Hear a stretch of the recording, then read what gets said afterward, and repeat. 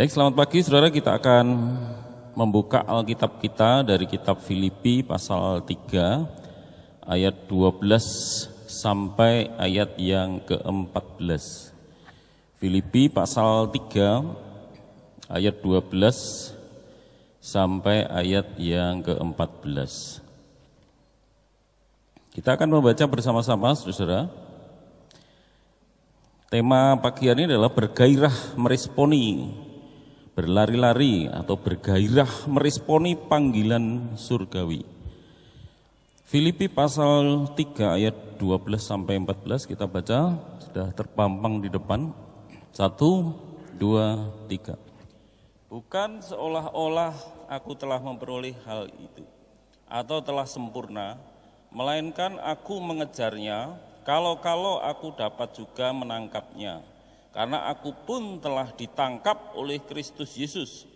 Saudara-saudara, aku sendiri tidak menganggap bahwa aku telah menangkapnya, tetapi ini yang kulakukan. Aku melupakan apa yang telah di belakangku dan mengarahkan diri kepada apa yang di hadapanku.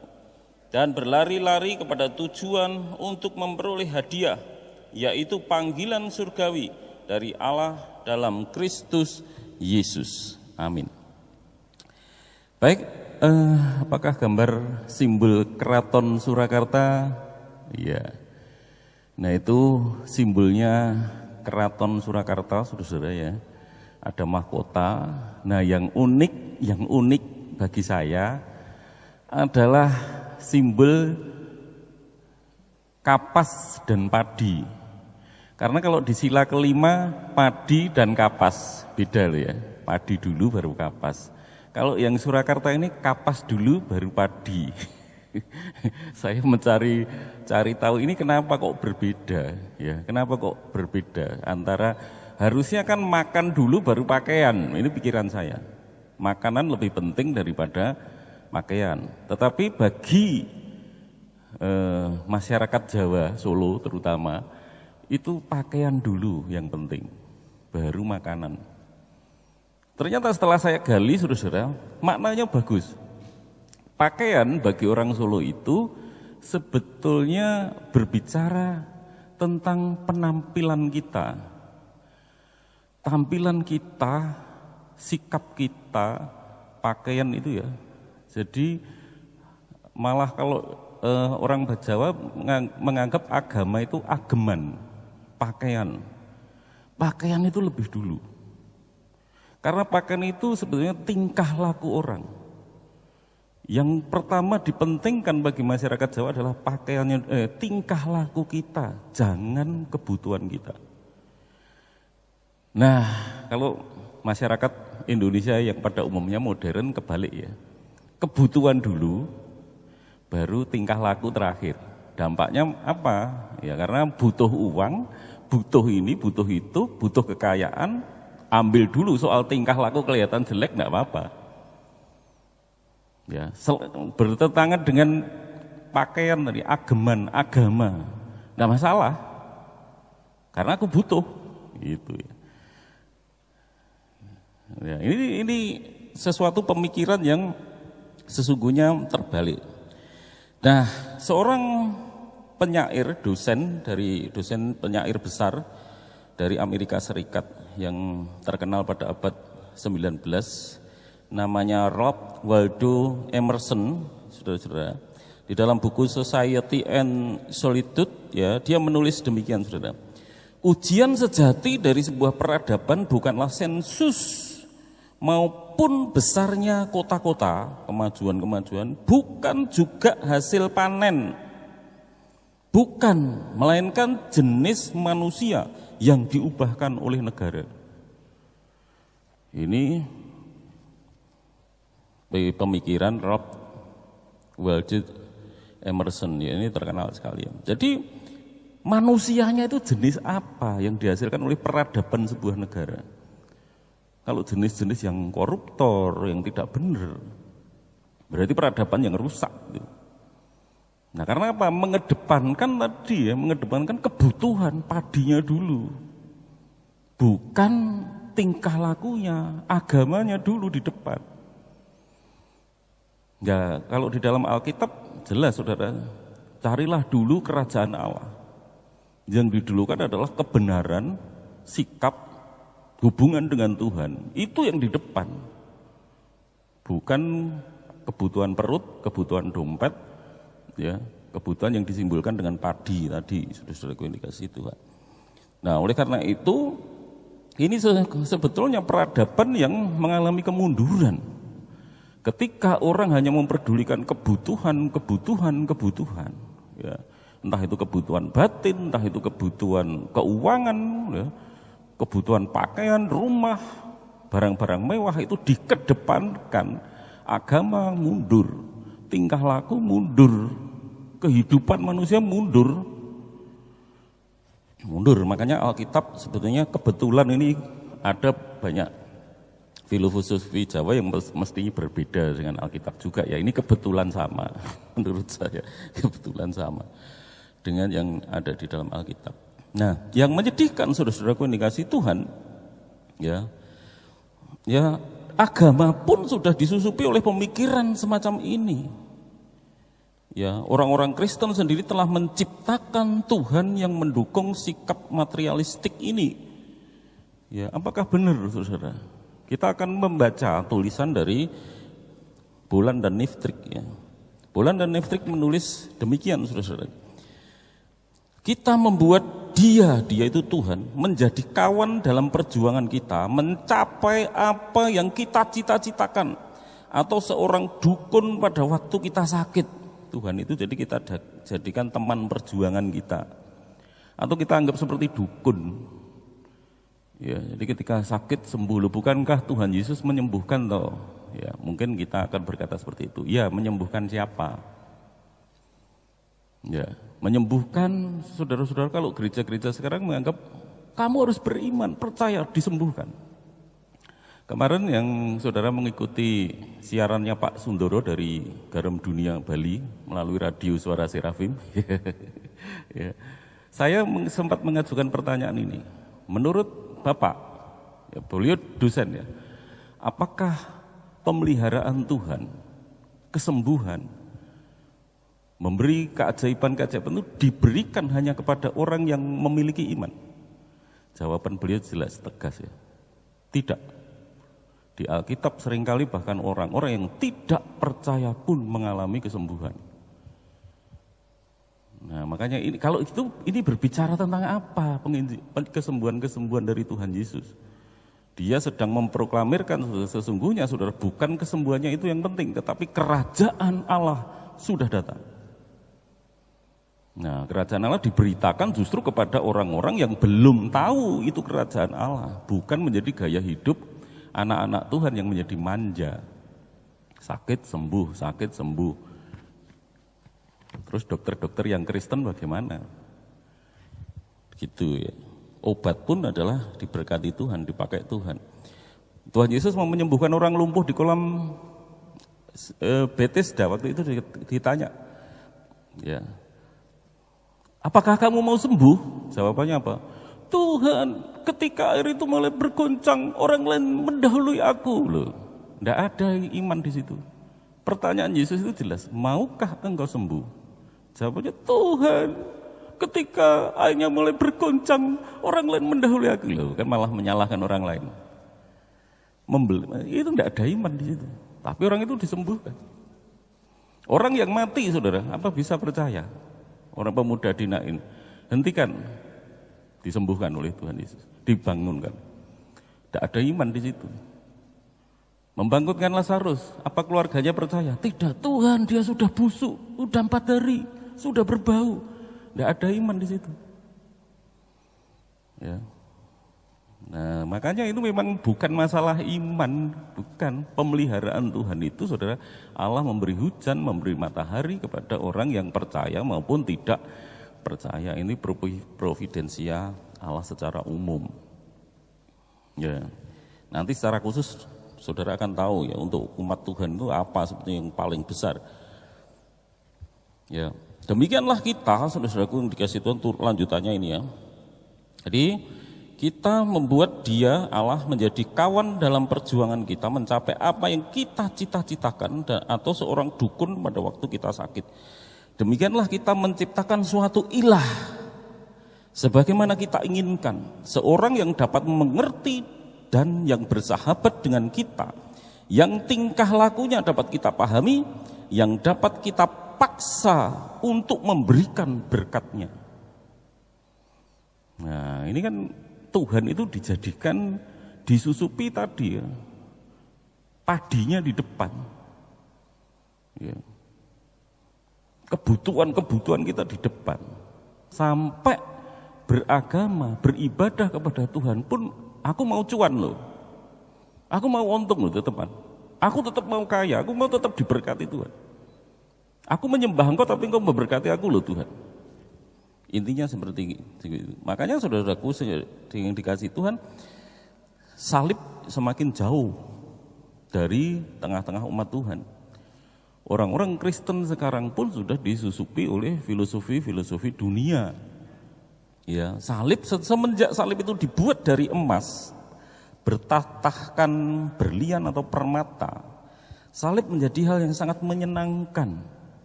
Bukan suatu panggilan untuk berkorban, bukan panggilan untuk menderita bagi Tuhan, ya. Tapi itu panggilan sekarang itu salib itu dari emas. Setiap orang suka salib. Salib itu bukan mengerikan, tidak ada mengerikannya lagi karena itu ada bertatah berlian dan permata. Salib itu bagus sekali. Semua orang sekarang suka salib, tapi salib bukan salib di mana yang mengerikan, di mana Yesus disalib, tapi salib yang terbuat dari emas, ya, yang divariasi dengan permata yang kerlap-kerlip indah sekali, benar-benar menyenangkan dan menjauhkan kita dari salib yang sesungguhnya. Ini yang terjadi saudaraku yang dikasih Tuhan. Orang-orang Kristen benar-benar semakin tidak siap memikul salib yang sesungguhnya. Tidak siap menderita bagi Tuhan. Sudah semakin tidak siap. Makin jauh. Di Texas, saudara-saudaraku, Amerika Serikat, setiap musim semi, akhir Maret dan awal April, kalau saudara ke sana di Texas, saudara akan melihat tumbuh-tumbuhan yang berwarna biru berhamparan di mana-mana. Bunganya namanya blue bonnet, ya, blue bonnet. Blue bonnet ini saudaraku, di balik cerita mekarnya bunga biru ya, di mana-mana itu saudara nanti browsing di Google ya, saudara lihat bunga blue bonnet ini, saudara akan menemukan di Texas itu setiap akhir Maret dan awal April itu bagus sekali. Birunya biru, warnanya yang cerah, bagus.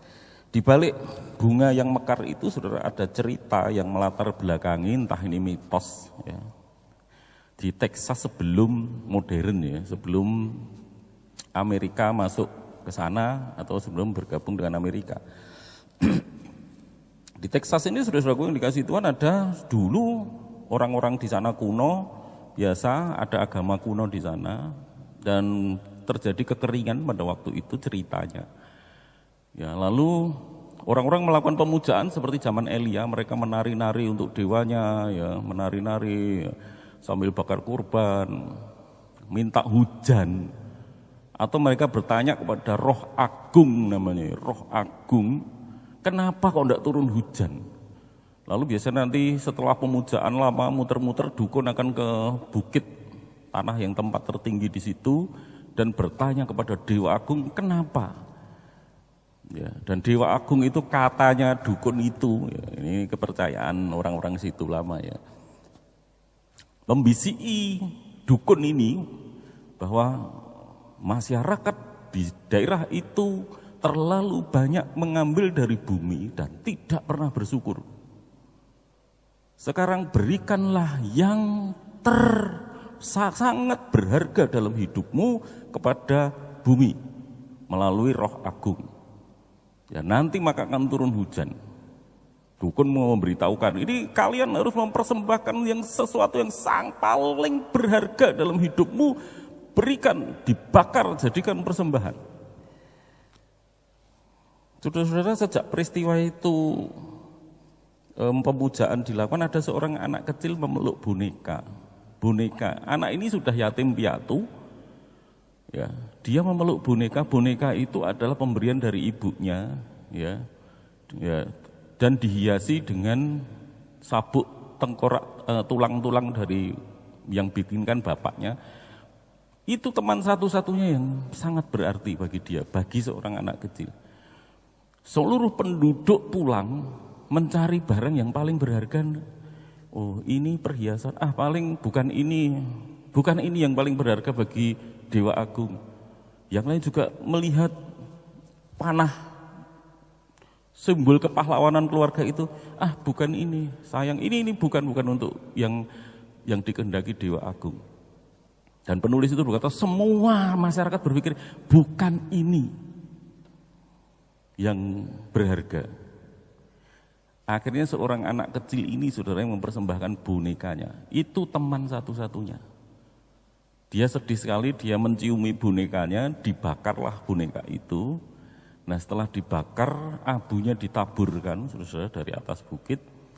Dan ceritanya konon muncullah paginya itu muncul bunga-bunga biru itu sebagai tanda bahwa dewa berkenan. Tapi akhirnya yang mengorbankan siapa, saudara? Seorang anak kecil. Ya, seorang anak kecil. Nah, kalian banyak mengambil dari bumi tetapi tidak memberi apa-apa. Ini agama dunia, saudara. Agama sesat, ya, jelas agama palsu. Mereka ngerti, saudara, namanya kita ini harus melakukan pengorbanan. Mereka tahu di semua agama ada pengorbanan. Saudara-saudara sepupu kita sebentar lagi memasuki Idul Adha. Mereka melakukan pengorbanan. Di kekristenan apakah ada? Oh, jelas. Ya, barang siapa yang mau ikut aku, pikul salibnya, ya, sangkal dirinya, ya, ikutlah aku. Jelas di situ bicara tentang salib, ini bukan salib perhiasan yang seperti saya maksudkan tadi, saudara-saudara. Nah, banyak orang-orang Kristen pun demikian, sudah komunikasi Tuhan. Pasti bukan yang ini, bukan uangku kok yang dimaksud Tuhan, bukan waktuku kok, bukan. Waktuku ini sangat berharga bagi keluargaku. Waktuku ini sangat berharga dalam pekerjaanku. Ini waktu cari uang, waktu, time is money. Bukan inilah yang dimaksud Tuhan. Dan semua orang Kristen berkata, bukan yang ini, bukan saya. Bukan hidup saya, bukan nyawa saya, bukan. Semua berkata bukan. Ya, nah ini berarti, saudaraku, sama saja kita lebih parah. Di dalam kekristenan itu ada anugerah besar di sana. Ada sangat besar anugerahnya. Anugerahnya besar sekali, tetapi kalau mereka tadi, saudara, melakukan pengorbanan hanya karena minta hujan. Minta hujan itu saja mereka melakukan pengorbanan, saudara. Padahal dalam Alkitab itu jelas pemeliharaan Allah secara umum, providensi Allah secara umum. Tidak usah minta, ya dikasih. Nah, yang secara khusus itu Allah memberikan putranya Yesus Kristus mati di kayu salib. Dan kemudian Yesus berkata, barang siapa mau mengikut aku, sangkal dirimu, pikul salibmu. Barang siapa mengasihi nyawanya melebihi mengasihi aku, tidak layak bagiku. Jadi, pengorbanan, saudara-saudara. Tapi itu bukan gitulah maksudnya lah Pak Tri. Loh, gitu maksudnya. Murid-murid Yesus itu benar-benar menderita semua, saudara. Rasul-rasul tidak ada yang ngongklang-ngongklang. Kita menjadi pelari-pelari yang cuma penggembira. Kalau tema gereja kita sedang menggumuli siap bertanding, dan ayatnya itu berbicara tentang lomba lari. Saya sering lihat lari 17-an, ulang tahun instansi, ulang tahun bank, ulang tahun ini, ulang tahun itu. Mereka lari lewat situ depan gereja. Apakah semua sampai finish? Enggak, ada yang bercanda, ada yang ngobrol, ada yang guyonan, ada yang terus masuk warung pecel, ada yang masuk warung soto, enggak sampai selesai. Atau sampai selesai potong kompas. Ya. Banyak pelarinya tapi penggembira. Banyak orang-orang Kristen yang ikut berlari tapi mereka ya penggembira. Padahal lari yang dimaksud oleh Paulus di dalam Alkitab, saudara-saudara, dalam 1 Korintus pasal 9 itu, saudara, Itu dikatakan pelari-pelari sungguhan itu. Dia fokus dan berlari, aku fokus pada finish. Dia tidak sedang bercanda, bergembira, ria di sepanjang lomba lari itu, tidak ada seperti itu. Tetapi kekristenan sekarang penuh belokan, kelak-kelok. Yang penting pokoknya tetap enjoy aja ikut Yesus. Nah, gereja kita bulan ini menggumuli saudara menjadi orang Kristen itu yang sungguh-sungguh. Saudara lihat jemaat mula-mula, itu saya bukan pendeta Pak Tri.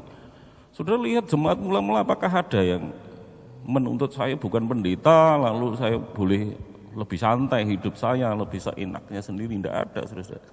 Pelari yang dimaksud Paulus seperti itu. Ya, pelari-pelari orang-orang Kristen sekarang itu berlari makin lemah dan makin tidak bersemangat. Dan di medan perlombaan itu, saudara, arena perlombaan itu, orang-orang masih bermain-main, bercanda-canda. Nah, mengapa kita harus bergairah, bersemangat, meresponi panggilan surgawi? Tadi sudah sedikit saya singgung. Sekarang kita akan melihat alasannya mengapa kita harus bersemangat meresponi panggilan surgawi. Panggilannya apa? Saudara dipanggil, dipilih Tuhan. Nama saudara itu disebut. Ya. Nah, sekarang respon kita apa? Ayat 12. Bukan seolah-olah aku telah memperoleh hal ini atau telah sempurna, melainkan aku mengejarnya. Mengejar itu berarti suatu aktivitas yang benar-benar hebat. Mengejarnya. Kalau aku dapat juga menangkapnya. Alasannya apa? Karena aku pun telah ditangkap oleh Yesus Kristus, oleh Kristus Yesus. Karena aku telah ditangkap, alasannya gitu. Saudara harus lari mengejar. Soal ketangkap atau enggak. Paulus bukan masalahkan itu. Karena alasannya Paulus menjelaskan, karena aku sendiri telah ditangkap oleh Yesus Kristus. Jadi saudara-saudaraku. Jadi di dalam pemikiran Paulus, saudara, sebetulnya kita orang-orang berdosa itu berjalan menuju neraka. Tetapi kita ini ditangkap oleh Yesus Kristus. Saat kita berjalan tidak sadar menuju jurang kebinasaan itu, kita sendiri masih bercanda, masih berkelakar, masih senang sekali di jalan yang lebar itu, ditangkap oleh Tuhan Yesus. Beberapa orang yang berjalan itu ditangkap, bukan karena kita sadar loh, kita ini berjalan menuju kebinasaan, enggak, kita enggak sadar. Ditangkap oleh Yesus, dibawa, disingkirkan, ya makanya disebut eklesia, gereja, dikeluarkan, ditarik keluar, panggil keluar, ya. Kaleo dipanggil, eklesia, kaleo, ya, dipanggil keluar supaya tidak berada di jalur yang menuju kebinasaan itu, yang nangkap Tuhan melalui Roh Kudus. Nah, saudaraku yang dikasihi Tuhan, Sproul berkata demikian. Orang jahat di neraka tidak terpisah dari Allah. Ini yang mengejutkan bagi saya tulisan Sproul. Orang jahat di neraka itu, saya pikir di neraka itu terpisah dari Allah. Ternyata orang jahat di neraka tidak terpisah dari Allah, namun terpisah dari kebaikan Allah. Alasannya Sproul berkata orang di neraka itu tidak terpisah dari Allah. Ayat 7 Mazmur 139 ya. Ayat 7 dan seterusnya di sana dikatakan, kemanapun aku dapat pergi menjauhi rohmu, kemana aku dapat lari dari hadapanmu. Jika aku mendaki ke langit, engkau di sana. Jika aku menaruh tempat tidurku di dunia orang mati, di situ pun engkau. Tidak ada tempat di mana orang tidak berhadapan dengan Tuhan. Namun orang yang di neraka itu tidak mendapat kebaikan Tuhan. Mungkin saudara, apa sih urgensinya? Urgensinya begini, saudara. Kalau saudara lihat orang-orang di luar saat ini yang entah beragama, tidak beragama, bukan orang-orang percaya Yesus, saudara lihat mereka masih dipelihara Tuhan. Hari ini entah dia menyembah berhala, entah dia dukun, pemuja setan, semua dipelihara Tuhan. Di dunia ini masih dipelihara Tuhan. Artinya mereka masih memperoleh kebaikan dari Tuhan. Sehingga saudara lihat semuanya berjalan dengan baik. Tapi di neraka nanti, saudara akan benar-benar melihat orang yang tidak diberi sedikit pun kebaikan Tuhan. Maksudnya seperti demikian. Nah, Kita ini saudaraku yang dikasih Tuhan ya. Kita ini orang-orang yang sesungguhnya diperlakukan oleh Tuhan luar biasa, sudah ditangkap ya, diselamatkan, dan keselamatan itu diberikan secara percuma, cuma-cuma oleh Tuhan.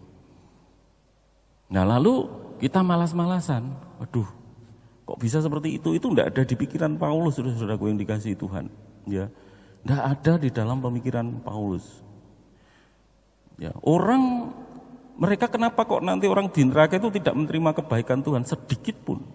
Karena mereka telah menolak keselamatan yang diberikan secara cuma-cuma. Alasannya itu. Kalau kamu menolak ya sudah. Ya. Kalau Allah membiarkan kita saja tanpa menangkap kita, maka kita akan binasa selamanya. Nah, saya lanjutkan tulisannya Sproul di situ. Sproul berkata, apa yang hanya perlu Allah kerjakan untuk mengeraskan hati seseorang adalah mengangkat anugerah yang menahan manusia untuk melampiaskan keinginan jahat mereka dan membiarkan mereka untuk melaksanakan kecenderungan jahat yang sudah ada pada diri mereka. Inilah yang Allah lakukan pada orang yang binasa di dalam neraka. Dia meninggalkan mereka di dalam segala kedegilan dan kejahatan mereka. Hal yang penting di awal kutipan tadi, apa yang hanya perlu Allah kerjakan untuk mengeraskan hati seseorang, untuk membuat sebenarnya menyebabkan manusia binasa itu apa yang dilakukan Allah? Apakah Allah menjerumuskan, mendorong orang itu? Enggak, hanya cukup mengangkat anugerah. Jadi kalau tanpa anugerah, kan makanya di dalam Protestan itu ada sola fide, sola gratia, hanya karena anugerah saja. Kalau anugerah itu diangkat dari kita saat ini, saudara, kita tidak akan beribadah. Saudara tiba-tiba akan meninggalkan Yesus. Saudara akan keluar dari jalan keselamatan kalau anugerah itu diangkat dari saudara. Nah, kalau saudara saat ini percaya Yesus, menyembah Yesus, beribadah kepadanya, karena anugerah itu diberikan kepada saudara, pada kita, sehingga kita tetap beribadah kepada Dia. Itu saudara melihat, saya ini diberi anugerah enggak? Kalau saudara saat ini sedang menyembah Yesus, memuja Yesus, saudara melihat anugerah bekerja di antara kita. Saudara sedang melihat anugerah bekerja di dalam diri saudara itu. Karena kalau bukan karena anugerah, saudara tidak sedang dalam kondisi menyembah Tuhan Yesus. Billy Graham, ini pengkhotbah baptis ya, terkenal. Kutipannya dia berkata demikian, saudara, manusia modern telah menjadi penonton dari peristiwa-peristiwa dunia. Sementara ia duduk melonjorkan kaki di sebuah kursi yang nyaman sambil sesekali mereguk minuman ringan. Tampaknya ia tidak menyadari apa yang sedang terjadi atas dirinya. Tampaknya ia tidak menyadari apa yang sedang terjadi atas dirinya. Ia tidak mengerti bahwa dunianya sedang dilalap api dan bahwa dirinya juga akan turut terbakar bersamanya. Kesantaian kita ini, saudara-saudara, tanpa disadari sesungguhnya sedang semakin merusak diri kita. Daud jatuh dalam dosa itu karena apa? Terlalu santai. Ketika saatnya musim perang, Daud itu malah di atas sotoh istana, leha-leha, itu kesalahannya. Mulailah dia jatuh di dalam dosa. Banyak orang Kristen yang saat ini sedang bersantai. Padahal kesantaian kita ini sesungguhnya kita menunjukkan kita sedang mulai mengalami yang disebut kemerosotan rohani. Dalam kitab Wahyu berkata, bertobatlah kamu karena kamu telah meninggalkan kasihmu yang mula-mula. Tuhan seperti itu. Billy Graham juga nyindir gitu. Banyak orang-orang Kristen sekarang itu santai. Sudah dipanggil untuk berlari. Ya, berlari di arena lomba itu, saudara, berlari sungguh-sungguh mengejar tujuan. Tujuannya adalah Tuhan, kemuliaan Tuhan. Apa saja kita lakukan supaya Tuhan dipermuliakan. Edmund Burke, dia menulis demikian, saudara. Satu-satunya yang dibutuhkan iblis, si jahat, untuk mencapai kemenangan ialah apa? Ia membuat orang yang baik tidak berbuat apa-apa. Alkitab juga berkata ya, kalau tahu yang baik tetapi tidak melakukannya, itu adalah dosa. Padahal bagi orang Kristen ngertinya dosa itu mencuri, itu dosa.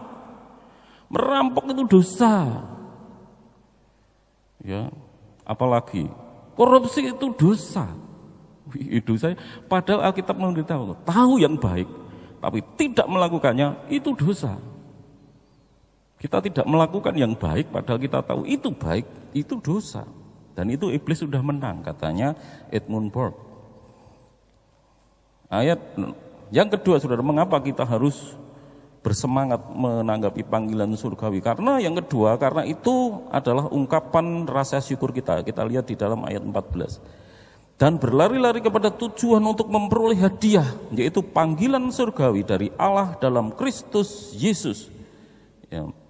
Nah, dan berlari-lari kepada tujuan untuk memperoleh hadiah, yaitu panggilan surgawi dari Yesus Kristus. Menatap ke depan, ya. Itu Yesus ya. Nah, itu menatap ke depan merupakan respon yang semestinya sebagai ungkapan syukur. Ya. Mulai berlari-lari, di situ dikatakan berlari-lari, itu berarti ada gairah, ada semangat. Berlari bukan berjalan. Ya. Nah, kita menyongsong kemuliaan yang disediakan Tuhan di depan kita. Kita pun bersemangat memuliakan Tuhan, baik dengan pelayanan, baik dengan penyembahan, baik dengan persembahan, baik dengan doa, dan melakukan apa saja yang memuliakan Tuhan. Makanya di situ dikatakan, aku melupakan apa yang di belakangku, ayat 13 akhir ya. Aku melupakan apa yang di belakangku. Nah, ini maksudnya Paulus apa? Banyak orang Kristen yang terlalu terbuai oleh apa yang di belakang. Apa yang di belakang kita? Aku sudah selamat loh. Aku udah percaya Yesus, bersyukur loh, bener aku bersyukur. Itu di belakang wis lewat. Saudara sudah diselamatkan, saudara sudah percaya Yesus, ojo ngomong ngono tok. Paulus itu intinya kasarannya ngomong gitu. Jangan berkata aku sudah selamat, aku sudah percaya Yesus, puji Tuhan aku selamat. Ngapain kamu ngomong-ngomong itu? Itu sudah, jangan menoleh itu sudah. Kamu sudah diselamatkan, kamu sudah percaya Yesus, sekarang menatap ke depan. Surga, mahkota, sudah menanti, mahkota abadi, kemuliaan yang abadi sudah di depan kita, lari ke sana. Ojo ngomong gitu selamat terus santai. Billy Graham tadi juga ngomong. Terus kita bersantai, berliha-liha. Jadi surga kebanyakan, ini yang sering kali saudara saya temukan, saya rasakan, surga hanyalah tempat menghindarkan kita dari neraka. Sebenarnya surga tidak menarik bagi kita. Ya, hanya kita takut neraka aja kita pengen ke surga. Nah, kalau orang punya pikiran semacam ini, saudara, surga itu sebenarnya tidak begitu menarik. Kita pengen ke surga karena takut neraka. Dampaknya apa? Dampaknya adalah dunia ini tempat yang indah. Surga itu sebenarnya tidak indah. Aku loh sebetulnya tidak pengen, terlalu pengen. Hanya karena daripada masuk neraka ya pilih ke surga lah. Gitu. Dunia ini yang menarik. Ini tempat terindah. Makanya kita betul-betul harus menikmati dunia ini karena ini menarik sekali. Nanti wis mati kita kehilangan yang menarik. Berarti saudara kita masih menganggap orang Kristen ini tanpa sadar disusupi otaknya. Dunia ini menjadi tempat yang indah, yang mulia, di mana kita harus mengambil kenikmatan sebanyak-banyaknya. Karena ini betul-betul yang nikmat. Nah, itu pikiran-pikiran dunia tadi, padinya di depan, bukan kapasnya. Ya. Surga adalah tempat yang membosankan. Ya, orang Kristen yang tidak tertarik dengan Tuhan. Kalau orang Kristen itu tertarik dengan dunia, sesungguhnya apa? Orang Kristen tidak begitu tertarik dengan Tuhan, aslinya. Hanya ngeri neraka saja. Hanya takut sama neraka, makanya dia pengen ke surga. Tapi padahal surga itu yang menarik karena apa? Tuhan ada di dalamnya. Enggak tertarik sih sama Tuhan. Makanya tertariknya apa? Di dunia ini udah mati-matian menikmati, bersantai betul-betul menikmati karena dunia ini sangat menarik. Sproul menulis ini, saudara-saudara, yang seharusnya membuat kita sangat bersyukur tentang doktrin predestinasi. Sproul menulis ini, doktrin ini maksudnya doktrin predestinasi, pemilihan Allah, mengajarkan bahwa tujuan akhir kita ada di dalam tangan Allah. Dengan kata lain, dari sejak kekekalan, bahkan sebelum kita ada, Allah memutuskan untuk menyelamatkan beberapa anggota dari umat manusia dan membiarkan sisanya binasa. Allah telah membuat pilihan. Dia memilih beberapa pribadi untuk diselamatkan ke dalam surga yang kekal, dan yang lain dia pilih untuk dilewatkan, dilalui. Makanya ada lagu "Jangan Aku Dilalui" itu ya. Dan mengizinkan mereka untuk menerima akibat dari dosa-dosa mereka di dalam penyiksaan yang kekal di neraka. Nah, semestinya sudah kalau kita tahu seperti itu, kita sudah sadar kita diperlakukan sangat istimewa. Tuhan sudah menetapkan dari kekal, saudara dipilih. Ini luar biasa loh saudara. Apakah ini bukan hal istimewa? Kok kita masih santai-santai saja? Menganggap ya harusnya Tuhan menyelamatkan saya. Siapa yang mengharuskan menyelamatkan saya dan saudara? Tidak ada. Tidak ada keharusan dari Tuhan untuk menyelamatkan saudara. Ya, tidak ada itu. Hanya bersyukur kalau saya dan saudara sudah dipilih. Maksudnya Agustinus, John Calvin, Sproul, teolog-teolog besar ini saudara. Maksudnya bersyukurlah saudara ini tidak semua dipilih seperti saudara. Ya, oleh Tuhan sejak kekal. Di masa Covid ini saudara-saudaraku yang dikasih Tuhan, banyak orang yang takut melakukan pelayanan. Gereja kita makanya banyak dikecam kemarin. Ellen telepon saya, Papa enggak melakukan pembelaan terhadap gereja kita, kenapa tetap beribadah? Yesus itu kan yang sering dihakimi gitu, biasa. Silahkan orang mau berlakukan apa. Tetapi setiap pendeta bertanggung jawab terhadap ajaran dan pelaksanaan ajaran.